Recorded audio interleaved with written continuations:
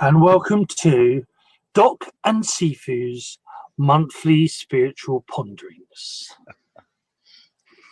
I like that. Good evening, and welcome to Doc and. I'm sure it's Sifu and Doc, but I'll he's the boss. I'll go with what he says. Doc and Sifu's monthly spiritual ponderings. Good evening, all, and welcome. We'll give a few seconds to see who's coming in. So, first things first, welcome to this show. This is a month, as it says on the tin, this is a monthly show where we'll talk about a particular topic or a feeling at the time for that month. This month, it is a quite dark. Well, for a lot of people, it can be a quite dark topic, but it needs to be talked about because the issue of it not being talked about is a very important thing as well. So the topic, well, actually, let's introduce the wonderful, the awesome, the gorgeous, the lovely, the ever so handsome Doc Joseph Delaney. Good evening, Doc. How are you today? Firstly, Sifu, I'm fine. Lovely to see you. You need your eyes testing. I see beyond. See beyond looks. It's the beauty in your soul, in your consciousness. I see. Yeah, I'm okay in myself. It is a difficult time, with all these energetic turbulences going on. So, I'm hoping to talk about that tonight and to try and explain what I understand what's going on in the world, really, because there seems to be so many people who are being shaken up by these astrological changes that are going on, that I think that we're being bombarded by the cosmos, that Mother Earth is feeling these vibrations, and because we're actually on Mother Earth, then we're picking all these vibrations up in our emotional bodies, and this great cleansing energy that's sweeping across the planet is bringing up all sorts of stuff that maybe has been buried for a long time. Not just our personal stuff, but also collective stuff as well. So if people don't know how to handle this, then it can bring in quite serious and quite deep and difficult things to handle. So maybe we'll talk about some of those things tonight. Yes, definitely, without a doubt, and I think but now I think very much it's related. People may not necessarily think what the topic we're about to talk about and that's related, but I think it's far more. I think it's that they're actually interlocked. I think they're very much interlinked, and I think, I mean, obviously I'm 1970s child.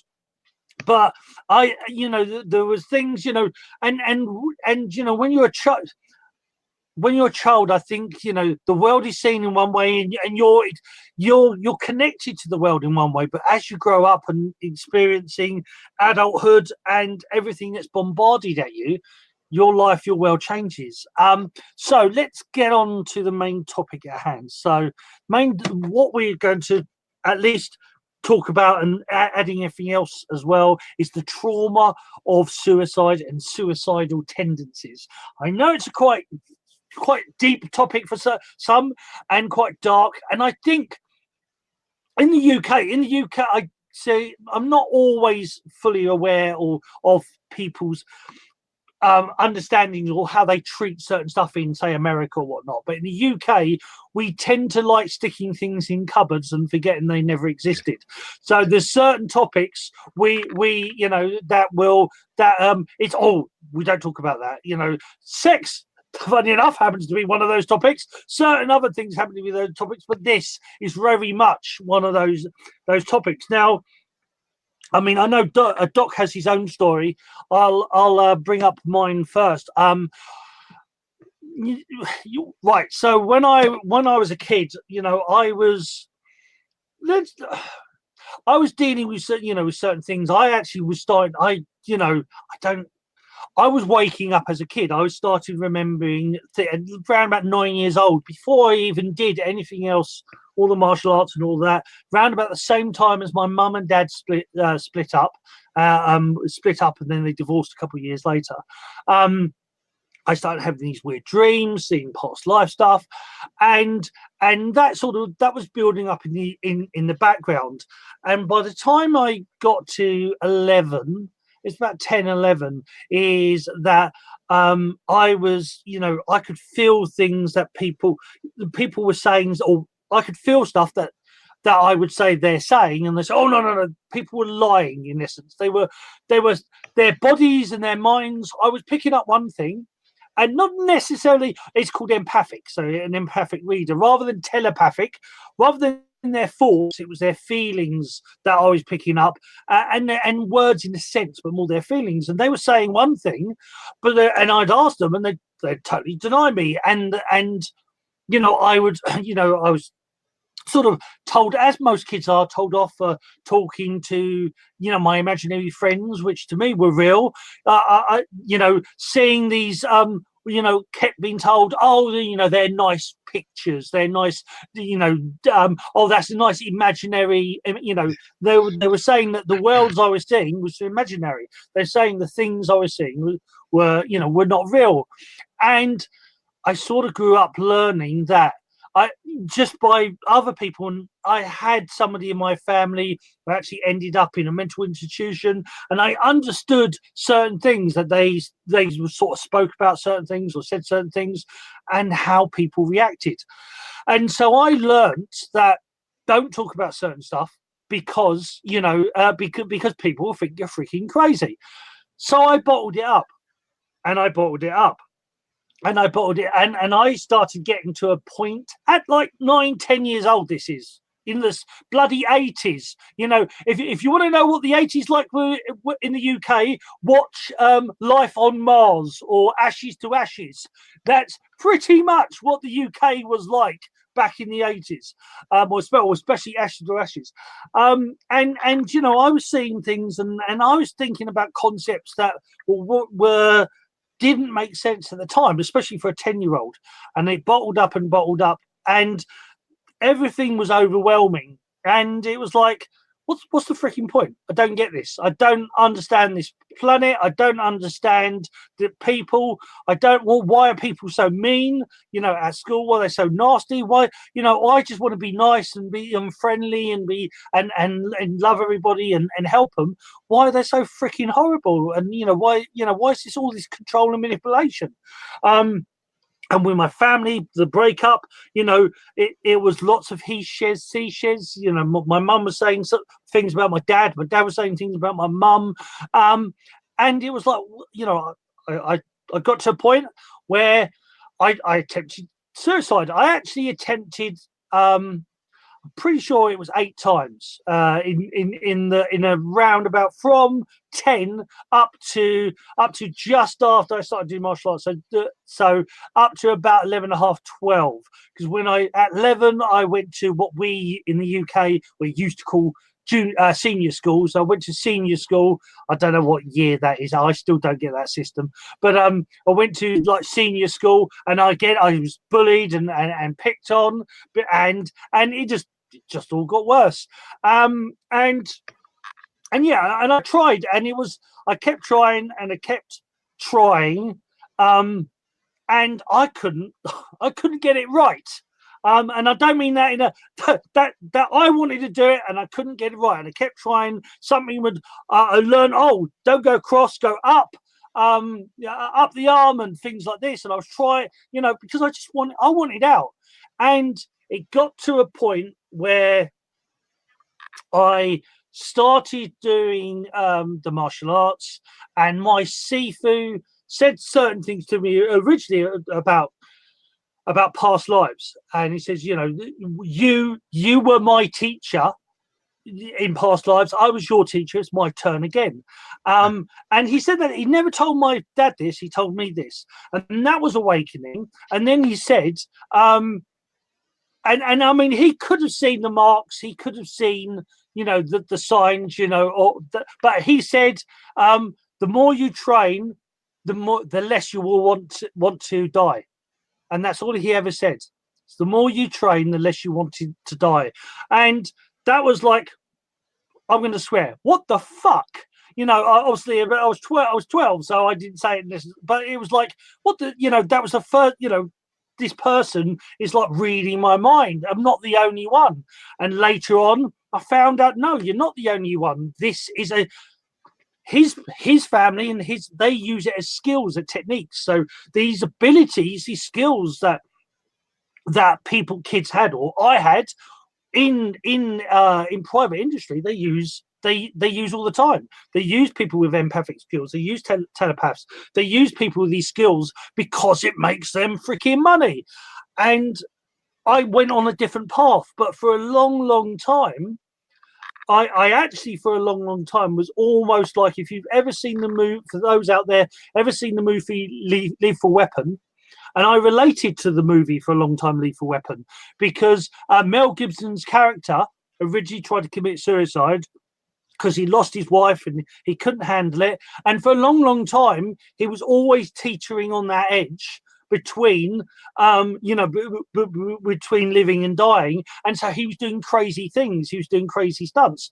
And for a long time, I lived, and I sort of lived like that. I did crazy things. So, well, if I die, I die. I got, it doesn't matter. So I was doing crazy stunts and jumping out of airplanes and all stuff like this, because for me, there was no longer a fear, because I had a realization that the reason I felt like that, and I've tried to explain this to certain people in the past who, in that same, for me, was when you realize that there is more to life, there is more, what we're being shown, there's far more, and the pressures we're put on. If you just say, oh, well, actually, in England, this is a swear word. In America, I know it isn't, but in England, this is F off.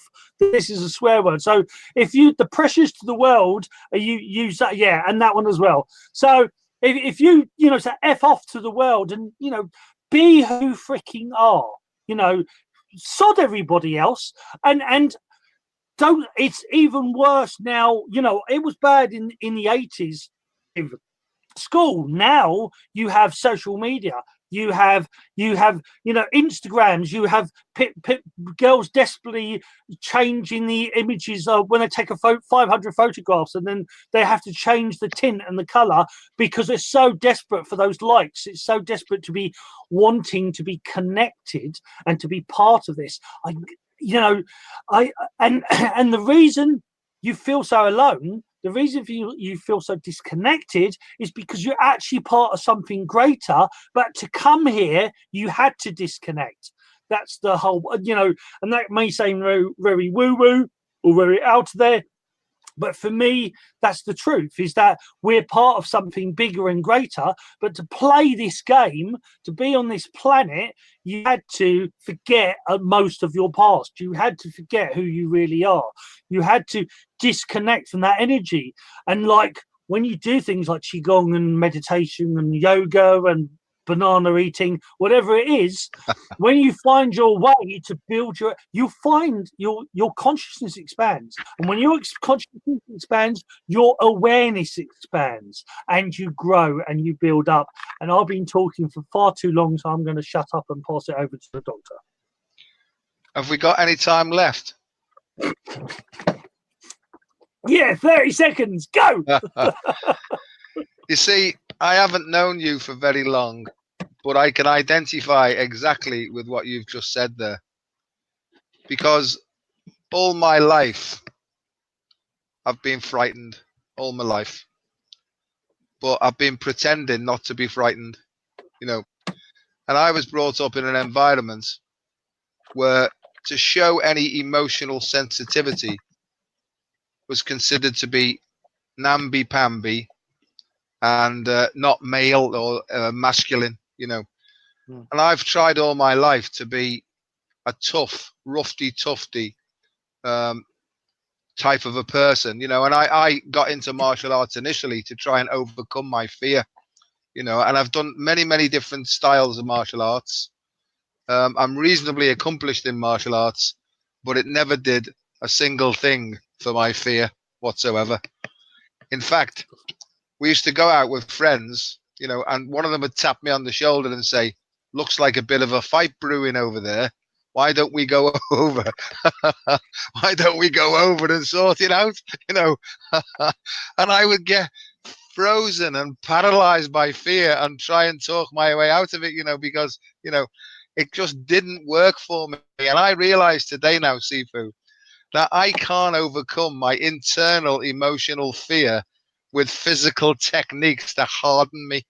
I've really got to let go of the physical Opposite. hardness. Yeah. Opposite. You've got to become And, soft. and allow the softness to overcome the hardness. And this is not what's taught in Western society. And what happened to me was at 11 years of age, I went away to train to be, or to start to train to be a Roman Catholic priest, because I was brought up in a very, very sensitive, no, a very, very religious Irish Roman Catholic background. And it was a sort of tradition that the eldest got sent away to train to be a priest, you know. But I can see looking back now that I sensed that maybe it would make my mum and dad happy if I went down that traditional path. Okay. And when I got away in the priest training college, it was in Durham. It was 200 miles away from where I lived. Every night I was that frightened. I kept seeing things coming through the windows at me. There was all sorts of, you know, demonic, like, you know, you talk about the power of imagination. I thought that that was my imagination playing tricks on me, but I've seen similar things since, you know, as a grown man without any drugs or alcohol in me, you know. So there's something going on in invisible realms that most people have got no idea of. But like you, I used to sense energies coming from people, and I'd say to my mum, "I don't like that person, mum. It doesn't feel right." And she would talk me out of that. She would say, "You can't say that about the parish priest, you know, and you can't say that about so and so." But I used to have the sense of all these, let's call them negative type energies, and I allowed other people to talk me out of my feelings. Sifu, I don't do that anymore. But what happened to me was when I was a young person and adolescent, I found something called alcohol. And I found that if I drank enough alcohol, all my fear disappeared. All my fear disappeared. And it made me feel free. And I can see now looking back, you know, alcohol disinhibits you, you know, and it allows all the stuff that's been repressed and pushed down to come up. So it feels like freedom, but really it's just a chemical means to basically do what you feel like doing. It's like an egomania, you know, but it feels like freedom, you know. And for many, many years, all I could think about doing was getting enough alcohol down me because it gave me confidence, all false, you know. And then from the alcohol, then, right, when I didn't get the big hit off alcohol, I started mixing it with all sorts of other substances, you know. Anything at all that would take this fear away from me, right, I would do. And I then got a job, and I found that I couldn't do the job normally because I was afraid. So if I drank enough alcohol, I could lead a reasonably normal life, you know. And I got quite a good job actually in the National Health Service.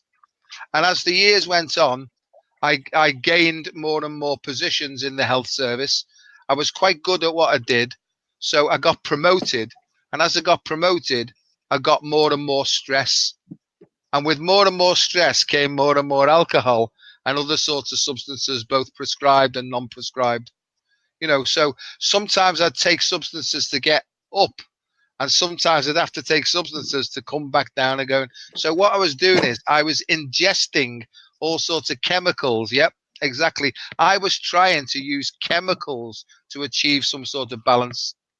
But to cut a long story short, as the years went on, the stress increased, and then I used to get the anxiety attacks where I felt like somebody was grabbing me by the throat. You know, the drink would work then. I'd have to have stronger drink and medication now from the doctors. And as the years went on, I started to get warnings from the bosses at work that if I carried on like that, I'd be in danger of losing my job. And by this time, I was married. We had a couple of kids, you know, and all that. So more and more fear came in, more and more alcohol came in, more and more sneaky behavior came in. And then came the real panic attacks where I'd sometimes be walking along and suddenly I'd be frozen on the spot. You know, I won't go on too long here. I'll give you a chance in a second, but just to run through quickly, you know, the drinking increased until one day I couldn't drink enough to get the feeling of freedom. So I had to combine that with high-powered sedatives. I was now smoking as many cigarettes as I possibly could. Some of them were like herbal type cigarettes as well, because that made me feel different in certain ways.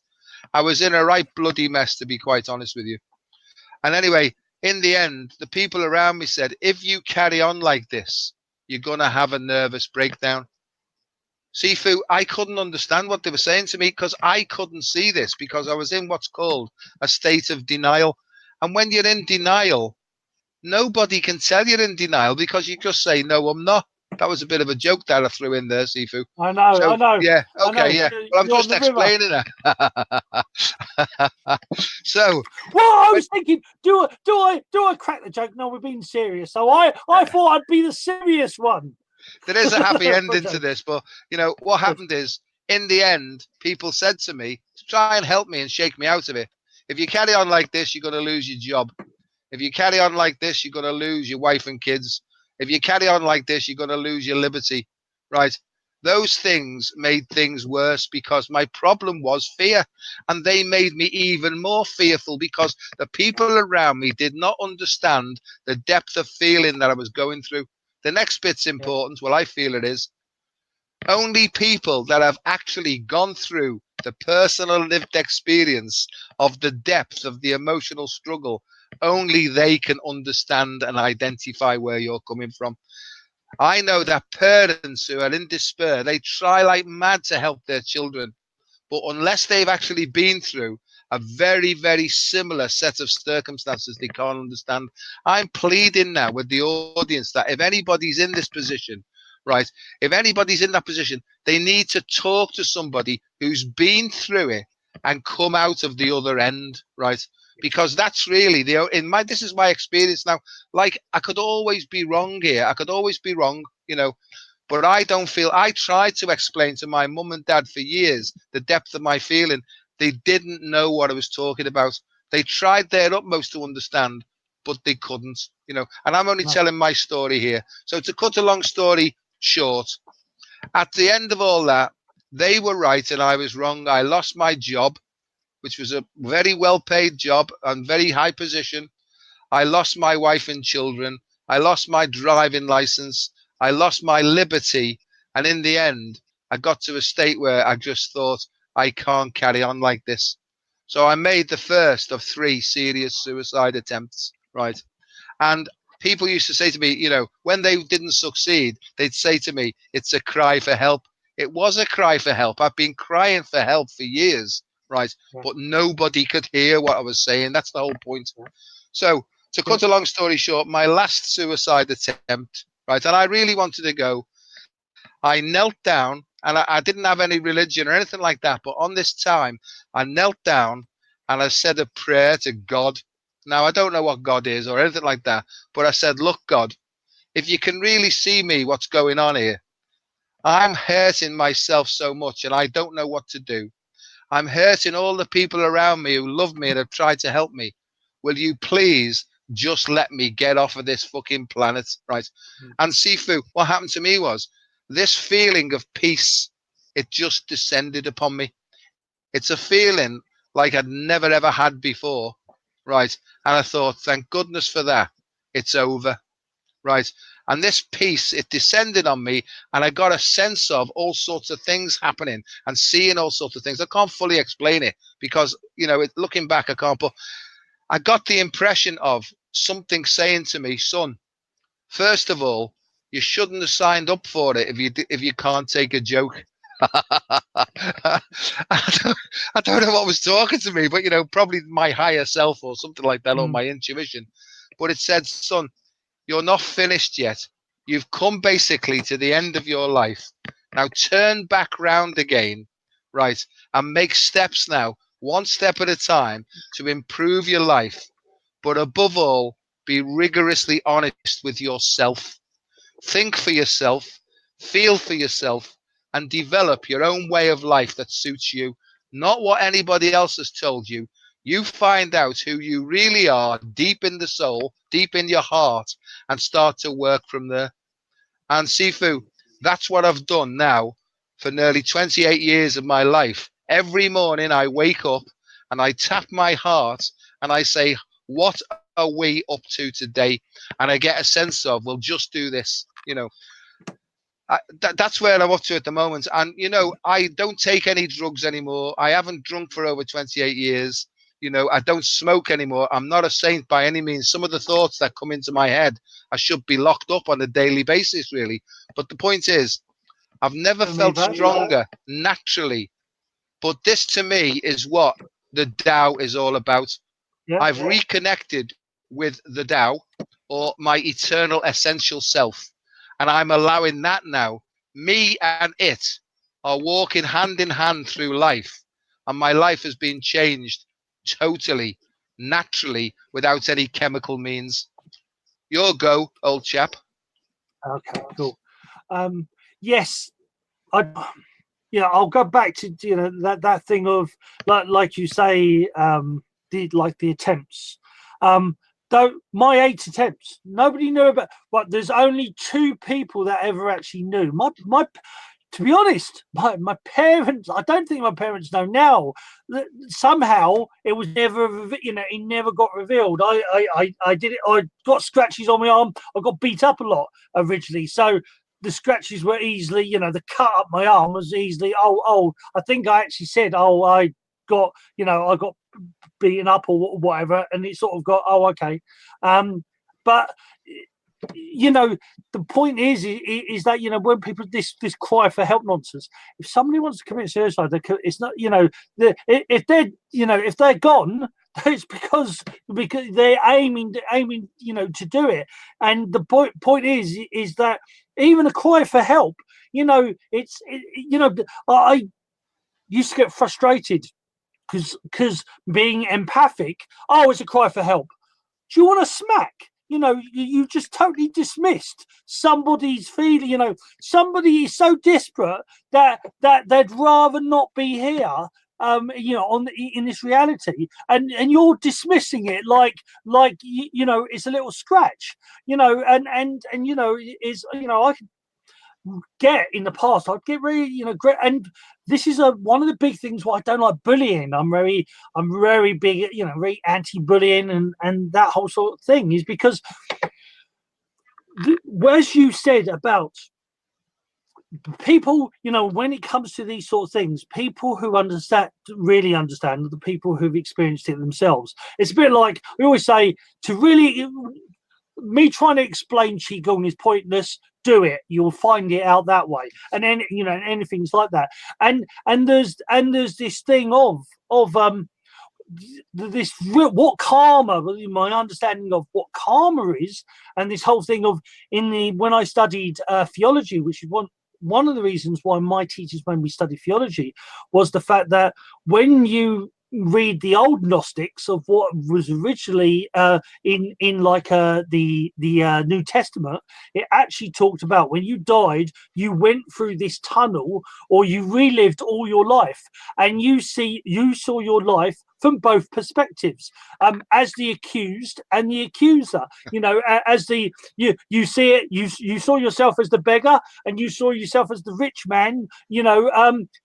Dismissing the beggar, you saw both sides. If you attacked people, you would see both sides, because the whole point is that only when you truly understand both sides of that coin, when you truly understand that perspective, you realize your actions have consequences on both sides. Every action has a consequence from your side, but it also has a consequence to everybody else. So everything people say, you're so controlled, and but you're so. It's because I know about consequences. I understand about the effects of saying things.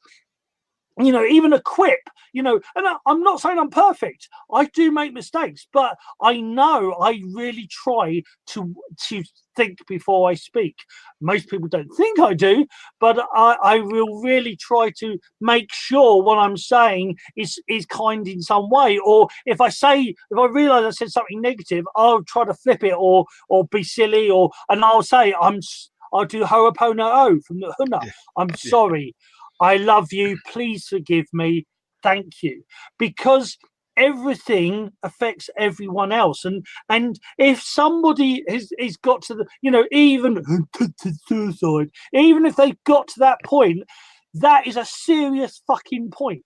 And I'm swearing because of that, how much it means. You have to realize that, this is and the interesting thing as well for me, ambulance crews, fire brigade, police officers, actually, or even to appoint surgeons and doctors. Now we sort of dismiss their roles. They're dealing with death. They're dealing with pain and suffering and people's trauma all the freaking time. So, especially with fire brigade and police, you wonder why they got a certain attitude. You try spending a couple of days, 1 minute walking a little old lady over the road, the next minute dealing with a little old lady whose house has been burgled and her prized possessions have been stolen from her. From the next minute, from somebody who's been raped, to the next minute to going in a totally stupid fight over a bloody pineapple or whatever. To the next minute, dealing with somebody, dealing with a household that somebody's been abused for years. You deal with those sorts of incidences that either what they call response team, the 909 calls, that's day in, day out, or even the local police. They still have to deal with that sort of stuff, or fire brigade, where a fireman has to go in and try to pull out a distraught mother who can't find her child somewhere in the house, or pull out dead children. You deal with people who have dealt with frontline actions. Soldiers, army, exactly the same. You look at that person. Oh, it's just he got paid for that. They're dealing with the most traumatic freaking things you can imagine. There are guys, Ireland, where you guys lived on the borderline. The terrors and the things that you guys have experienced and dealt with, and then you try to dismiss it, and our reality, it doesn't, you just put it off. That is a lot of energy. That's a lot of trauma to deal with. People, and even a child going from wonders and magic of the world to, you have to keep up with this person, you have to keep up with that, you have to get so many likes, you're just a nerd, you're just this, and getting bullied, and everybody's got their own freaking shit, and they're dealing with it every single day. And you should pay a bit of fucking respect and bloody don't add to it, and try to send some love out to people and try to understand people and not dismiss things. I got really angry in that, but the whole point is that people, you have to understand what people are going through. You have to understand the feelings. Don't dismiss. You're in your little world, they're in theirs, and we've closed ourselves so much off. We don't realize how big the universe is, and how big, and all this stuff in this reality right here, right now. Everything you're going through is important, but in an hour's time, in 2 hours time, in 5 years time, in 10 years time, it's not going to be as important as it is now. Things move on. And that's what you have to understand. I totally agree. And in the last couple of weeks, I teach lots of students of different ages, from between 14 years of age up to 80 years of age, but the younger ones now, right, in the last 2 weeks, 3 of them have committed suicide, and this is both in college and university, because the pressure that's on kids now is horrendous, and I can see that, and I see it, and I can feel it. But this is what I'd like to say, because some of my students are watching tonight. I know that. if you or your friends are going through anything like this at all, and you're suppressing your emotional states or maybe using chemicals to try and change the way your mood is, right, then please go along to organizations in your locality, seek out people of your own age who've been through this, who've been courageous enough to open up and who are willing to share their stories with you honestly, because you'll be surprised. When I went through my alcoholism thing, it was only when I got in touch with a fellowship of people who'd been through the process and come out the other end. I felt when they shared their stories, I no longer felt alone or misunderstood. Mm. And that's what's happened to me more than anything else. I found my tribe of people who had emotional sensitivity and thought thoughts like me, not exactly the same, but similar to. Now, I know I live on the Wirral, right, which is in Merseyside. And some people like the way I say Wirral. I'll say Wirral again, like that's like the Wirral Squirrel. But there's a magnificent organisation called the Open Door on the Wirral, and it's for children and young adults from the ages of 15 up to 30. And I'll put the link on actually, because my feeling again is mums and dads, even with the best intentions in the world, generally speaking, my experience shows that they can't help their kids that are going through this, right? And most of the time, the mums and dads are part of the problem. It's a really difficult thing. So for a child or a young adult to actually decide to go and talk to others about it is a courageous act as well. And I'm Mm. trying to encourage parents to maybe let go with love and allow their children to go and talk, or their young adults to go and talk to people who've actually felt and resonate with what's going on. So there's the first thing. Because why do I say this? Because that's what happened to me.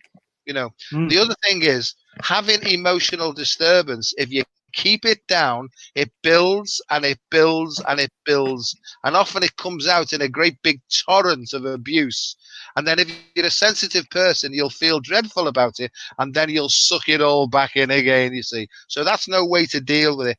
Dealing with it is, and somebody's already put up, compassion. Compassion Mm. means to really share the feelings that somebody else is going through. And if you haven't gone through it, you can't understand what compassion is. You can be empathetic, but compassion means that you resonate on virtually a perfect vibration. So this is the thing. Mm. Here's the other thing, Sifu, and this is what I've learned is, right, I am responsible for how I handle my emotional state, right?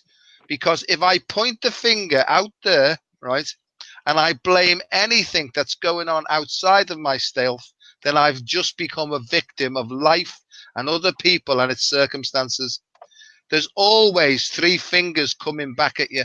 So if you're doing that and you're saying, if you'd been a better mother, if you'd been a better father, if only I had more money, if we had a bigger car, if I had a bigger will, no, don't say that. But if I had the, if that was one of my big problems now, and nothing's changed in that department. Well, little problem, you mean? What are Yeah, your little yeah. problems? But Anyway. what I'm saying is the important principle is it's called sovereignty. And you've already mentioned this, that what you give out, you get back. Right. This is what I've learned. Whether I like it or not, that's what happens. Because the outside world is a reflection of your inside world. And people who don't want to hear this, they'll try and run away from it. I ran away from this for about 15 years until I got so sick and at the point of my death that I thought maybe those people were telling me the truth, and they were. And Mm. so that's what I'm trying to do is I'm trying to encourage anybody who knows somebody who's going through this. And by the way, all you can do is offer the advice or please go here. And if they don't take your advice, you have to sometimes let go until people get worse, right? It's Yeah. called detaching with love. It doesn't mean that you don't care about them, but what it means is you're allowing them the dignity to choose for themselves and the consequences of their choices. This is really heavy stuff, this, but I'm hoping that by sharing what we've been through, it might help other people to just come and open up and be honest about it. Yeah. You have to. you know, even, you know, if it's, you know, I mean, you know, as a parent, you know, I can fully understand, you know, if I have a daughter, and if my daughter said anything like this, I can fully understand, you know, how you would feel. But you have to, you know, point them in the direction and say, look, you know, see, we're here for you. I'm here for you. I love you with all my heart. I would do anything I can for you, but I'm not you know, I'm happy to say that's what Boggie's saying. I'm not enough because I'm not, you know, I'm not you. I'm not your age. You need to go here, find someone, and don't think there isn't, because there will be many people, because the statistics of showing it's increased so much. And I think it's part, you know, getting a little bit woo-woo for a second, is that the whole, you know, the golden age, the whole, yes, the golden age is so wonderful, but what this energy is doing, we're traveling through our solar system is traveling through this galactic storm, this galactic energy that the NASA said this 2008, and said it 2010, and then stuck it under the carpet at 2012. But we're going for this energy, and it's intensifying everything. It affects energy, it affects the sun, it's affecting all the planets, but it's also affecting us. It's affecting our emotions. Why do you think there are so many people waking up? Why do you think that we are talking about stuff that we can? The woo-woo subjects on this show, I couldn't talk about 10 years ago, and I wouldn't talk about 10 years ago, because most people will say you're a freaking lunatic, frig off, go away. Well, I say that anyway, but I ignore them. Surprise, surprise. But you know, but the whole point is that we can't put this stuff under the cupboard. We can't always solve everything instantly, but we can't hide it away anymore. We have to be open to it, because closing it off is what's making it worse. When we ignore, it's just a phase. You know, do you want to slap? You know, is that, you have to realize that it's important. It wouldn't happen if it wasn't important. Everything that exists is meant to exist. Everything that exists is meant to exist. Now, that means your life, but even the trauma you're going through. That trauma you're going through is, and this is in the Buddhist point of view and the Taoist point of view, traumas are lessons. They are Sifus. You're meant to learn from them. That's the whole point. And you know, when you're overwhelmed by that stuff, but you get through the other side, there should be a thoroughfare waiting for you. There should be they should have a street party for you, because you've got through the guys. Joseph Campbell, The Dark Night of the Soul, which is part of the hero's journey. Bloody read it. If you've not read it, read it. It sounds it's metaphysical. Hollywood uses it as a baseline to the stories for a very particular reason. It's very important. Everyone is going through this all the time, not just in your whole life, but sometimes in a whole day. These circles, you go through these dark night of the souls, these lows. The symbol means so many things. It refers to the ups and the downs of life, you know, and you need to find the middle ground, the balance. You know, that's the aim, the goal. When you find the silver mist, the balance, you can find your way through. You can understand the way through. Now, I'll quickly say, 2004, my ex-partner and myself, we split up. I gave up my job.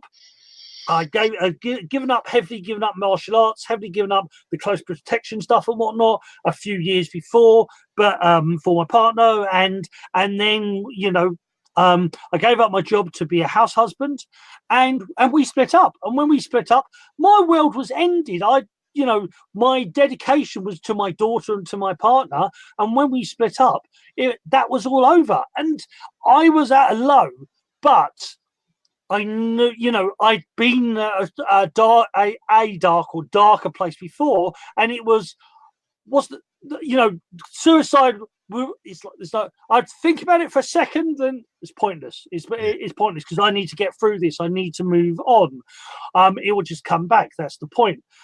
And you will survive. You know, you are, if you're out there, and I know you're not listening as such, but I'm planting the seed for your subconscious that you will freaking survive. You are a survivor. You can get through this, and you can make through, and you can be like Doc, like myself, or freaking better and more powerful, more successful, more wonderful, better, good looking. But whatever, you have the power to do this. We have these downs, we have these dark nights of the soul. We go through this stuff, depression and all of this pain, to progress, to grow, to learn. It's part of our learning. It's freaking horrible, and it's not pleasant, but it is. You can get through it, and you can make it. And as the mighty Doc said, find people of your own age or who you resonate with, who's gone through the same thing, who can talk to you, because you can always contact me or him, but otherwise find people on your wavelength, on your, and there will be groups out there. There are groups out there. All you need to do is look. I'll put that link on the Open Door for the Wirral and Merseyside, the Open Door Centre. The young bloke that started it, a magnificent fella, honestly, and they get engaged in all sorts of things that, our paths cross a lot, like wild water swimming and, martial arts again, mindfulness sessions, artistic sessions, music, all the stuff. This is what I found, Sifu, that I was leading everybody else's life and not my own, right? And it was not until I've stopped looking out there for answers, and I turned my vision in and started to look inside myself. Because if you're still looking outside for your solution, you're still looking in the wrong direction, according to me. Because there's so much distraction going on in the outside world that all our energy is being drained outwards. It's all about energy, because if you stop giving your energy away, then your energy is conserved then for you to go deeper and find more and more aspects of your strength, your vitality and your enthusiasm. So you will reconnect with who you really are, not this thing that you've been pretending to be. So really it's about rigorous honesty with yourself. And then when you get courageous, then you can be rigorously honest with others. I have a little phrase. It says, find yourself, be yourself, and create something beautiful from yourself, not your ego, right? Because if you're still looking for praise, or you're still looking to somebody say, oh, you're brilliant and wonderful, you're still, in my opinion, on the wrong track. If you feel okay with what you're doing and you don't really need any praise from anybody else, and you feel good about it, then you're definitely on the right track. And that's my view. In 2011, I got this really big, strong train of thought to say, Joe, you're going to have to teach them about the shift of consciousness that's coming up now. People ask me, what shall I do next? From one day to the next, I haven't got a clue what's going on in my life. I have to rely on my intuition to feed me with the inspiration and the direction, what I do on a daily basis. I've got no bloody idea. People say, what do you feel's coming up? Don't know the answer, And if anyone asks me for help, I'll just point them back to their heart and their soul and say, look in there, because I don't know what's going on in my own life, and I've certainly got no idea what's going on in yours. So my job is not to help them by telling them what to do, because I don't know, but it's by suggesting, go deep into your own heart, have a word with your heart and soul, and listen in intently to the guidance or the navigation that you're getting. Anyway, cut a long story short, I realize now that there is a great big shift in consciousness going on across the planet. Everybody now is being forced to find their true selves, and anything that's not in alignment with their natural essential self will come up and bite them on the bottom until they accept it and let it go. And I know I'm telling the truth when I say that, because I'm going through it, and everybody I know around me is going through it. So try and sit with the discomfort, sink deeply, ask the question, what is this trying to show me? And when you see it, take an action, let it go, move on. Just a suggestion. I'm no guru here, because, as I say, I've got no idea what's going on most of the time. But by practicing this sort of method, or this system, it seems to be working, and I feel great. Cool. Okay, had a couple cool ones. Where has he gone? Oh yeah. So Valerie says, "Gentlemen, as I am watching you speaking, I see you were both monks at the same monastery, good friends and good brothers." I see. We've already had this conversation. We know. Thank He's you, the good Valerie. looking one. That's a yeah. I was the boss, and I still am. Yes, ma'am. Yeah. That's why it's Doc and Sifu, not Sifu and Doc. or ours it'd be Doc you or Sid. No, it'll be it's them two again. Yeah, it's them two again. Yeah, the pair of fools. The pair of fools are back again. Yeah. I'm the same one. So, and another one was Rachel Sophia. She was actually on the show two days ago. The wonderful Rachel Sophia. She said, "I used to imagine for years that I could will myself off this planet." Oh, I've been there. And understand now that I feel the feeling of not wanting to be on the planet. It's because I'm expanding out of the current belief of who I think I am. It's still very uncomfortable and very real, but I allow it to move through me easily. Oh well, yeah, no, I could do a whole thing on that. Is there is actually in science, Bruce Lipton pulled this up for me. Was they're actually saying in the cells of the body there are actually receptors like antennae, and they're actually now saying and feeling that and. Oh no! I suddenly thought you were frozen, Doc, but no, you're still alive. You're still moving. There's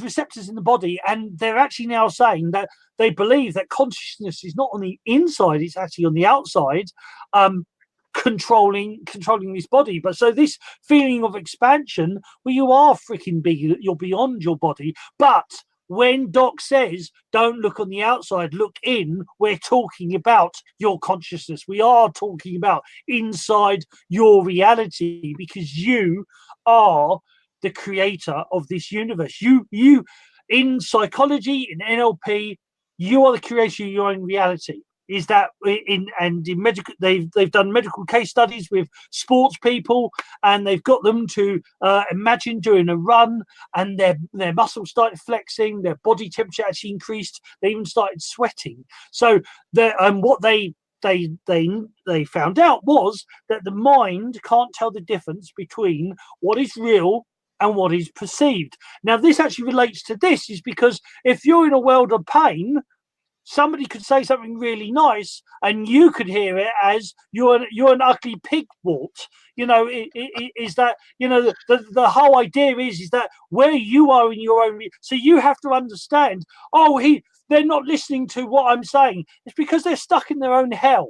You have to realize that. You have to realize that everybody is either in their own heaven or their own hell. When you're in love, everything seems wonderful. The traffic doesn't seem as bad. The boss doesn't seem as mean. The job doesn't seem as crappy. But when you're not in love, or when you're out of love, or when you're in depression and trauma, you could have £1 billion.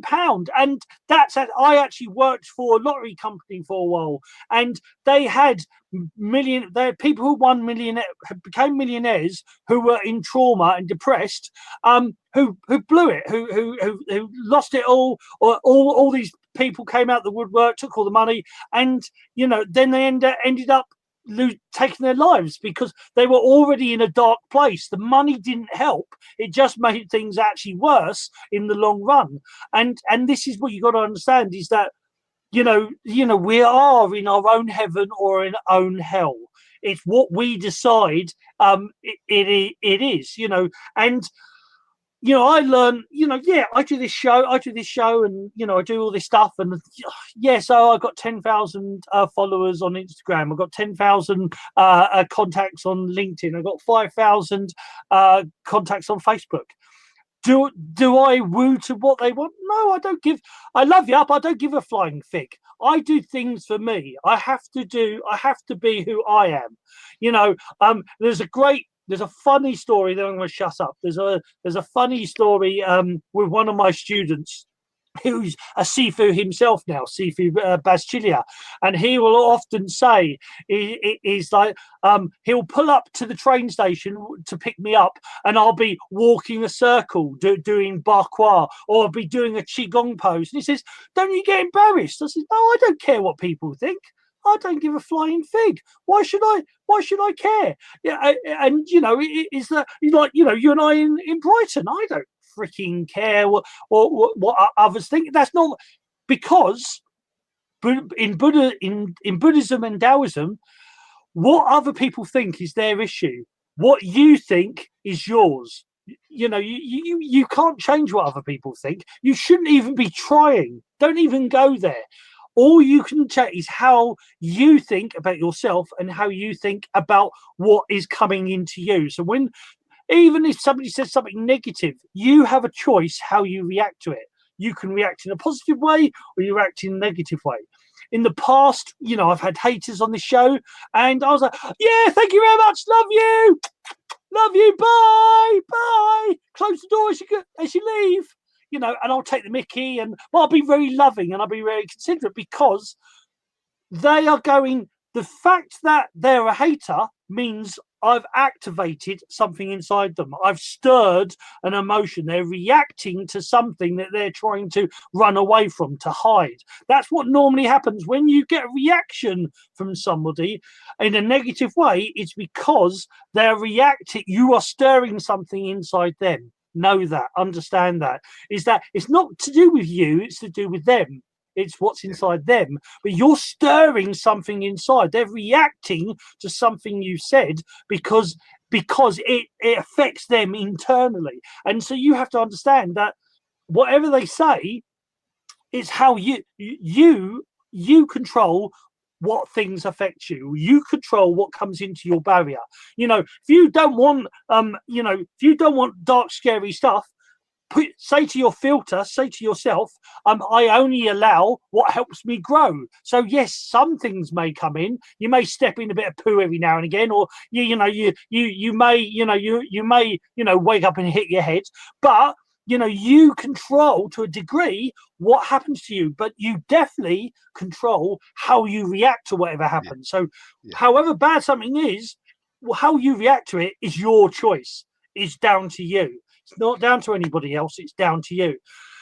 So when it comes to, and I've had to say this to a friend, who had a child, attempt, and he desperately wanted to, knock her out of it, and says, "You can't. You'll make things worse if you try to tell her she's silly, or you try to tell her that, all these things, if you do that, you'll make it worse. You have to love her. You have to understand he, she, goat, banana, whoever it is, you have to understand it's their thing. I'll give you love. I'm here for you if you want to talk, but let's if anything, let's find somebody that you can relate to.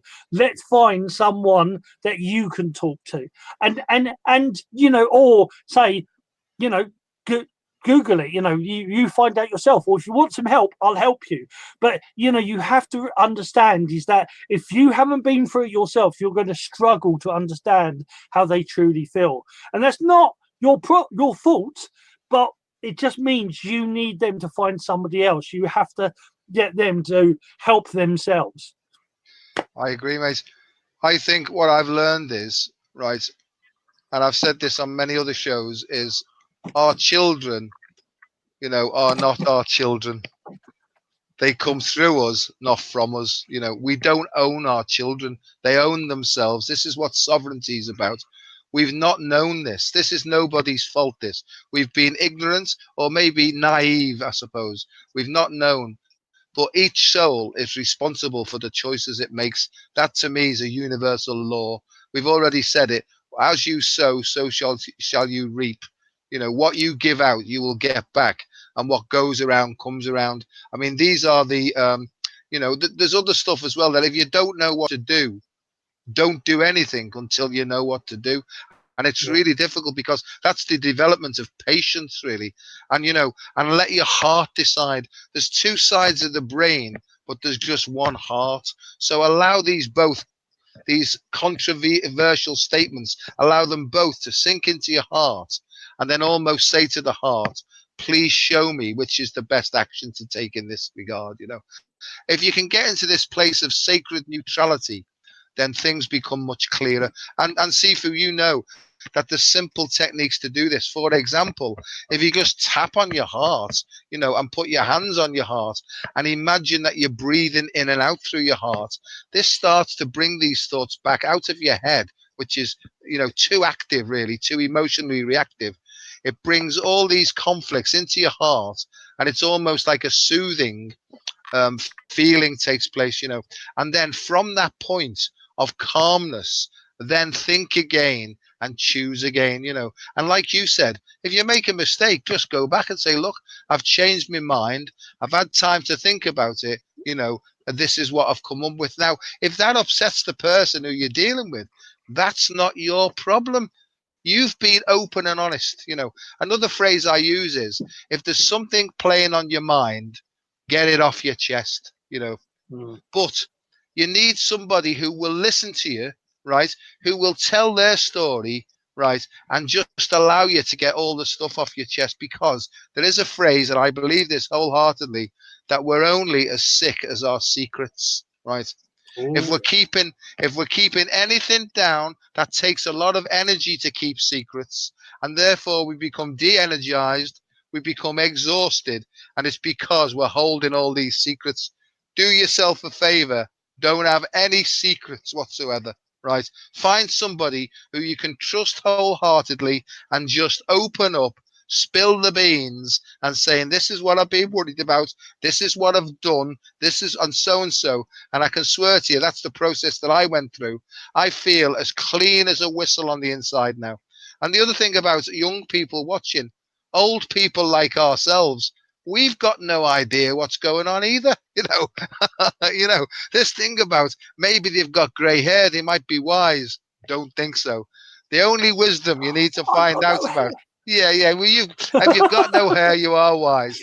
But wisdom comes from the soul. It comes from within your soul. So I don't know whether this is making any sense to anybody, but it's an energetic thing.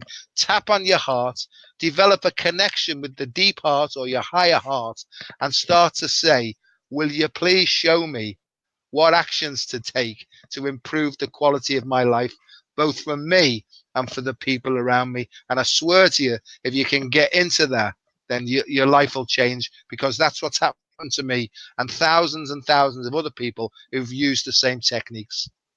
And by the way, Sifu, you will always be the boss in my eyes. Oh yeah, and you in mine, you smooth talking bar steward, you. So anyway, so well, we've come up to an hour. Are we done? Are we cooked? Are we fully baked? I No, think. we can do. If anybody's got any questions, they like to, by all means, you know.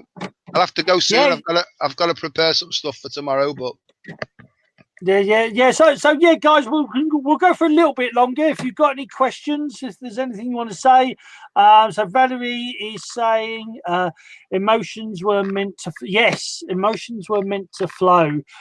Energy, emotion, stagnant energy contributes to disease. Yeah, freaking yes. My Sifu's had a big thing that said the dragon dog shaman, like they talk about Qi Jing and Shen, the three dantians, with one's in the head, one's in the heart, one's in the belly, and they're the mind, body, and spirit. But their biggest thing, so they, you know, and they use the Chinese, the meridians and everything else, and the chakras, yours, the mercuries, and all that nonsense. But their most important thing, they would say, if you're going to learn one thing, learn that you're meant to flow. If you have tension in your body, tension is the muscle is in spasm, and then therefore the blood in that muscle is going to start to become stagnant, and it impedes flow. If a muscle's on a nerve, it presses down on the nerve and impedes the flow. If I put my hand round my wrist or put elastic band on my wrist, leave it there for 8 hours, my hand's going to get cut off. It's going to get pins and needles, and it's going to create a problem. If I take the elastic band off after a bit, it's okay. But if I do that every night for a year, it's actually going to deteriorate the hand and it will cause problems. If you're constantly got a blockage and release it, then bring it back and release it. But if you keep going over the same thing over and over again, like, worrying about a certain thing or being angry about a certain thing, and a lot of the time you're happy, but you keep going back on that, that is eventually going to cause a problem. Blockages cause problems. The biggest thing in meditation and chi, the more relaxed you are, the more your chi flows, the more loose you feel, the more healthier you will be, period. For me, the whole hollocks, the whole rubbish that not this doctor, other doctors say about old age. Oh, you got aches and pains. Oh, that's old age. Yeah. Stop talking out your freaking ass. You're supposed to be a freaking doctor, you twat. Sorry. But the point is, I wasn't talking about any particular doctor. But the problem is that they have certain phrases, they have certain things, and they say certain things, and we take it because somebody said that. We take that as read. But you're meant to be loose and relaxed, and you're meant to be flowing. And the biggest reason I learned this, we've talked about this living in examples. When I spent time in China, now China's not, heaven. China's not wonderful. Since when communism moved in there, and back in the beginning of the 19th, before the 19th century, it's made things worse and worse. But it's taken a long time because China's a big place. But when you go into China, when you see an 80-year-old who looks like a 30-year-old doing 40, 50 days hard labor still, and super fit, and throwing and juggling 8 to 12 kilo lumps of concrete, and you can actually look at this on the internet. There's these 80-year-olds, throwing this concrete, juggling with it, swinging it in the air like a freaking mad person. And you think, hold up. Why isn't that person frail? Why isn't that person, weak? Why are they burning out? And you realise, hold up, there's a different perception. There's a different to the reality we've been fed, or in where you are. There are different realities out there. You're meant to be relaxed. You're meant to be a flow. The more relaxed you become, the more loose your body becomes. The more you don't cough and die from coughing, the more you'll thrive, the more you flow. Everybody makes a big thing about how much energy I have and all the stuff I do, and I always say I'm not meant to be one off. I'm not meant to be unique. You're meant to be like this too. You're meant to be, when you get to 49 or past 49, you're still meant to have loads of energy.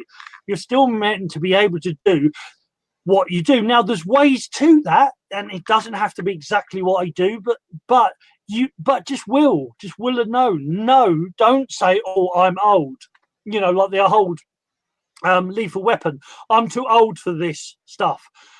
You're never too old. You're only as old as you want to be. You're only as restricted as you want to be. Realize that everything is about potential, and your potential is only limited by your imagination, and your imagination can be as big as you want. Once, when you was a kid, your imagination was huge.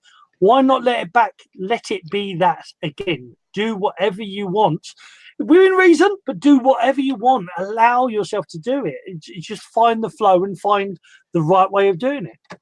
And I'll stop.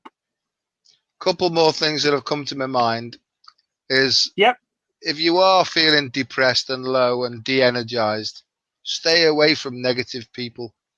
Stick with the winners. Stick with people who are coming out of these depressive states, becoming more healthy, less harmful, because their energy will rub off on you. and hopefully carry you forward as well as you start to get better, because you can't do this thing alone. And where two or more are gathered, right, for the purpose of health and well-being, then that energy grows and more people are affected by it in a positive way. That's what I found. And if you smell anything negative, right, it's okay not to give any excuses. Just walk away and go and find somebody positive. These are the things that I've learned. I would hang around while people would be dragging all the energy out of me like psychic vampires. It wasn't their fault, right? They'd go off happy, right? I don't know what's just happened there, but there we are. They'd go off happy and I'd be drained, and that's because I was allowing them or giving them permission at some level to suck my energy dry. So I've learned this now. Nobody doing it to you without your permission at some level here. So, stick with the winners. If you feel negativity or you feel that your energy is being drawn away, you can close it down, walk away, and just re-strengthen yourself. So these are just tips, and Sifu's given loads of tips tonight. Do we know all the answers? No. Most of the time, as I say, I've got no idea what's going on, but I feel okay about it. It's all right not to know. There we are. Zip. Hello. And as Doc said, if you smell something horrible, don't look at me. It's probably over there. So let's welcome. I wondered if I did sort of say, if you're about, come and say hi. So the wonderful, the gorgeous, the lovely, the delectable, the delightful. Yes, it is who I call Agent 35, Marilyn Devonish. Hello, Marilyn. How you doing this evening? Hello. Well, that was quite an introduction. Thank you very much. I love that. You have to write that one down. No, I'm a smooth talking bar steward. I have all this in my head. I make it up all the time. But we were. I mean, I know Doc. We'll be finishing probably in about 15 minutes or so. So because Doc needs to wrap up and whatnot. But we were talking earlier about actually our stuff of suicide and Doc was mentioning. It is coming more to the forefront of there are more people seem to be affected by it, young and old, not just we always think it's young, but I actually know quite people 30s, 40s, 50s that recently they're just overwhelmed and it's too much. And have you any thoughts on this, if I may ask? Oh, I've got lots of thoughts. We'd need about a week. But but what you're saying about the demographic, I think from a couple of years ago I had a chat with someone who's a coroner. So they were seeing a lot of suicides, and that age demographic was as people retired. So it wasn't just the young people that we see now. And I was saying, well, why is that? And I think the reason is, number one, if you just retired, the thing that maybe gave you purpose is no longer there. And I'm suspecting also that people might get to a stage and go, do you know what? I know what I wanted to achieve in my life. I can see what I have achieved. Do I actually want to go on with any more of this? Do you know what I mean? So there's a sense of, I've had enough. I can't face another 30, 40, 50 years of this. I'm out of here. And so I was really surprised by that demographic. And of course, men are often the higher proportion as well. But I'm not even sure that there's more suicide. I actually just think it's more public, more prevalent. But the stigma is still there, because I started this year going to the funeral of a friend who was like the modern day dapper, very smart, and I mean smart in terms of his brain and smart in terms of the way he turned himself out, handmade tailored suits. And I went to his funeral, and when it was announced on Facebook that he had died, I'm reading the thread and I'm going, what happened? And I kept people saying, he's passed away, he's passed away, he's passed away. Yeah. By the time I read that for the third time, I thought, I wonder if he's committed suicide. And as I was having that thought, I get a private message saying, oh, he committed suicide. Nobody was saying the words. And I was like, what's going on here? Now, I don't know if there's a thank, but at the funeral, his mother actually said, I hope that his passing opens the way for Black men to speak about what they're feeling, to express what's going on for them, to be there for each other. Because he must, I mean, he was probably, I'd say he's probably 48, 49, so basically the same age as me, and he was the poster boy for happiness, motivation, being upbeat, being there to support everyone. And I could feel the devastation in that church. People were just broken that this man would end his life in that way. So the demographic isn't always what people think. It's an interesting one, and I totally get, you know, from my perspective, having contemplated suicide and then a year later worked at the Samaritans as a volunteer, answering the phone and kind of receiving visitors. Unless you've been in that headspace, it doesn't logically make sense for somebody to think that the world would be a better place without them. But that's basically kind of a lot of the thinking that goes on. You don't want to be a burden to people. You know that people don't want to keep hearing your problems, and you just think the world would be better off without you. So the subject is deep. One of the things I always say is there's Mike Falicitas, the guy from The Only Way is Essex, who typically had everything: attractive, rich, famous, you know, women falling over themselves in all of the clubs, etc., etc. When he committed suicide, that I think shocked people to the core as well, because they're like, well, he's got everything, how could that be? And I always say, look, it's because when people try and go, oh well, that just happened, therefore it must be. And I said, it's not always the final touch point. The last thing that happened to you probably isn't the thing that tipped you over the edge. Because if I really look at my life, that started at 7 years old for me. Yeah. It took me until 32 I was 32, September 2000. It took me 32 years to get to the point going, I've had enough of this. But it wasn't the last thing, which appeared to be my partner having an affair. That I blamed it on that as well, but now I know, I'm like, nah, that started when I was 7. So yeah, it's a deep subject, and it's one I've been talking about for the last 19 years, and I will continue to talk about it because I would love to destigmatize it. So I'll stop there. No, totally agree. You know, we need to get this stuff onto the table so that we can look at it in the clear light of day. And I think more and more people are being honest about things, not in a dramatic way, just spilling the beans, sharing their true experience, their strength and their hope, you know, that if we've done it, other people can follow the same sort of path or use the same tools, really. I mean, I feel great now. I don't take any medication. I'm not opposed to medication if it's used at the right time, in the right dose for the right thing. But, you know, I believe there are many, many natural alternatives to a lot of medications, and things like movement therapies, Tai Chi, Qigong, running, swimming, dancing, all these things just to let your soft out. They used to, we're in Merseyside, it's just let your soft out, you know. And so it's like, take your head off, metaphorically, decapitate yourself, throw it away as far as you can, and just let your heart and your body do the moving, really. And that's what I've come to, you know. That's I spent many, many, many years of pretending to be politically correct and saying the right things and always being tense because it wasn't me, you know. And I realized today that I'm all right as I am, by myself. Deep within inside me is the real Joe, or the real I am.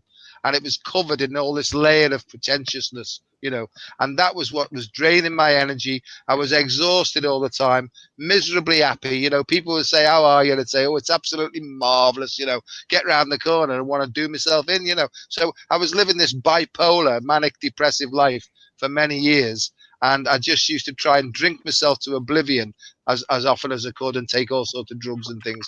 I'm dead clean now. I'm clean. I'm sober. I'm living a raw, authentic and rawsome life. I'm just coming up to 65 years of age. In my mind, I'm going on to about 13 and 14, which causes me a lot of trouble, you know. But physically, I feel I'm full of energy. I'm just raring to go. And I just feel like I'm starting afresh every single day, you know. So to thine own self be true.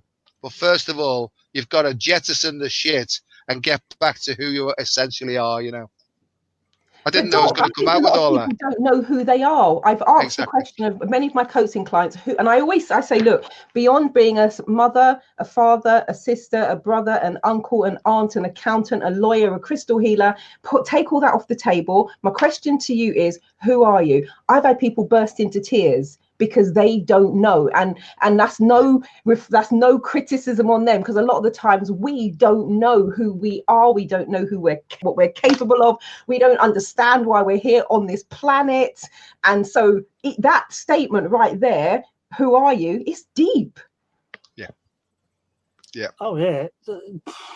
Yeah, you know, yeah, it's like a riddle, you know, because it's, you know, you mean who am I right now? Who was I up to this point? Because tomorrow it could all change, you know. You know, there's an interesting thing in the close protection world is that that they used to say, you don't know who somebody really, like as an officer, you don't know how good they really are until they've had five shit days in a row and they're still smiling at the, you know, the end of it. You know, you know, when everything's fallen apart, but they're still finding a way to get through, then you know they know who they are. That's who they really are. There's a little bit like there's a sort of a scene out of I've forgotten the movie Wayne's World. There's a scene out of Wayne's World I always remember, and in Wayne's World, you know, the guy, you know, falls in love with this girl, and he says, "But how will I know if she loves me?" He says, "Easy, go up to her and be sick down her, throw up down her. If she helps you clean it up, you know, and if she's still there for you, she's the one, you know. Otherwise, you know." And he's like, you know, if you're there, no matter what's going wrong, if you're there, you know, it's like the whole thing of friends. Friends are there no matter what. However, you know, in theory, however bad things are, however terrible things are, there, you know, they're there no matter what. And I always sort of try to be is that I'll try to be the best to my capability, that sort of person. I'll try to be, you know, I won't be phased by, you know, you're calling me seven bells under the sun. I'll take it. You know, it's, you know, you're having a bad day. You know, that's cool. No worries. You know, it's all good. But you know, you take if it goes to a certain point, obviously, if you're doing it all the time, or you know, okay, maybe you're a bit abusive. But the whole idea is, you know, knowing who you are. I think for me, you only know who you are by. And this is going to sound really silly because I never shut up. You only know about who you are by the silence you bring to, you know, you allow yourself to be silent. And guys, I actually am quiet far more than you freaking know. I'm actually really shy. I was as a kid, and I still am sometimes. And it's about that reflection, but it's also about, you know, it's about looking in deep. No, you know, and knowing, you know, when things are down, knowing that you can get through it. That, you know, there's always light. There's always a way. Even in a dead end, you can either fight forwards or you can climb. There's always something that you can do. You just got to figure that out.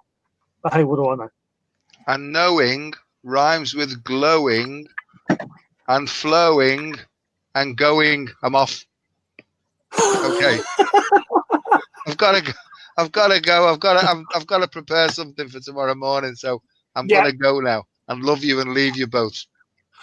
And he will be back next month. So I don't know if we've raised it yet, but he will be back next month, and we'll do this all over again. So see you later, Doc. Bye for now. Okie dokie. Lovely to see you, Doc. And you. Love See you soon. Bye bye. See you later, mate. And then there was two. And lovely to see you for a few minutes at least. Thought I would pop in before I get and do my own little mini webinar. So I just thought I would say hello. Oh, cool. Cool. Awesome. Is that one of your private ones, or is that a public one you're doing? What I might just do this one on Facebook Live, because at the moment I can't broadcast direct to Facebook, so I have to go through the webinar. But once I've gone through the trouble of doing that, I might just broadcast it on Facebook as well. Okay, so look up Marilyn Devonish, or actually, as soon as Marilyn puts it on the thing, I'll share it. So you guys, I'll share. Have I got permission to share it on Absolutely. I'm going to do a little overview of the offer of the month, which is Huna, one of my favourite energetic practices. So I'm going to get that done tonight. Yes, guys, you must do Huna. Oh, and Soul Plan. This girl, you must learn Soul Plan from this girl. We must all push her to learn to be a teacher on Soul Plan. That's your mission, guys. You must be teachers in Soul Plan. Let me just and from this woman. Let me show you this. Hang on, let me cover that up. I don't know if you're going to read what my diary says for tomorrow. I'm speaking to Blue Marsden tomorrow. He's the only thing in my diary. Blue Marsden is the guy who I learned from, and I've emailed him this week, and I says, Blue, the pressure's on. People keep asking me, when am I going to teach Soul Plan? So tomorrow between 2 p.m. and 5 p.m. I'm talking with Blue, and we're going to talk about how we move that forward. So, and I've already, I think there's 5 things on the list, and I pretty much, ticked all of them. The next thing I have to do is do some co-training and teaching of a class. But in terms of doing 40 or more Soul Plans, having an affinity with it, been doing it for a long time, he sent me an email going tick, tick, tick. And the final bit is then we're just going to talk about the training bit. So worry not, we're talking tomorrow. Awesome. And for those who don't know what we're talking about, oh blimey, was that was 198, wasn't it? It was last. Yes, I think it's show number 198. Just scroll down. Now I've got numbers, so you can actually, it's almost like a Chinese restaurant. You can order by number. So look down for 198, and that will talk all about Soul Plan, and you'll actually see me quiet, because she actually blew me away. This is why I'm getting onto her, because I want to learn it, but I want to learn it from this woman. So yes, it's all about there. But Huna's awesome as well. I love Huna. It's a great energetic system. So yes, guys, don't worry, Jake. Jake says, share it, Sifu. You're not friends yet. Don't worry. I will share it on this page. It will be there. Don't worry. As soon, but she's got to leave first. She got to go. Do you know what I think I might close with? Where I came in on this conversation, Doc was talking about energy and people taking your energy, etc. My journey started. I used to be so tired. I'd be sleeping 12 to 15 hours a day. And I would actually be saying, I got to keep away from that person. I can't do this and I can't do that because they drain my energy, and this drains my energy and that drains my energy. And I just had a realization one day that, like Doc was saying, I'm like, hold on a minute, are they draining my energy? Or am I on some level also co-creating this? So I created this little mini process for myself 19 years ago, pretty much 19 years ago to the day, in October 2000. And overnight, I went from sleeping 12 to 15 hours a day to sleeping 3 or 4 hours a night and still bouncing off the walls. And it was, part of it was that realization in terms of, hold on a minute, can they really take my energy? Can they really drain my energy? And I've labeled them an energy vampire. So now I'm kind of making that true. And as soon as I got that and I flipped it all around and did some jiggery pokery, the rest of this is history. And I've been like the Duracell bunny now for the last 19 years, a bit like yourself, the Duracell bunny. But when I came in on what he was saying, I'm like, absolutely, that makes so much sense, because once I had that realization, I changed that, everything changed neurologically for me. So that was interesting to come in at that point, because I had that conversation yesterday. And you like saying, but a bit like me, but as I trying to tell people, I'm not unique. You're not. Maori's not supposed to. We're not supposed to be unique. This is what you're supposed to be like. This is the freaking point. You're supposed to be. In their late 40s. I'll just never discuss a lady's age. Let's just go there. I'm 51 now, so time is ticking. Okay. Oh, you think? Oh, so I'm the young fledgling then. I'm only 49.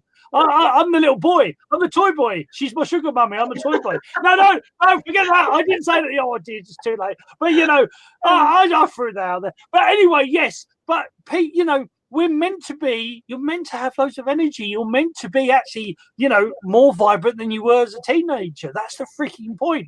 We're not unique. We're not, we're not, don't stick us on a pedestal to make it that, you can never be like that.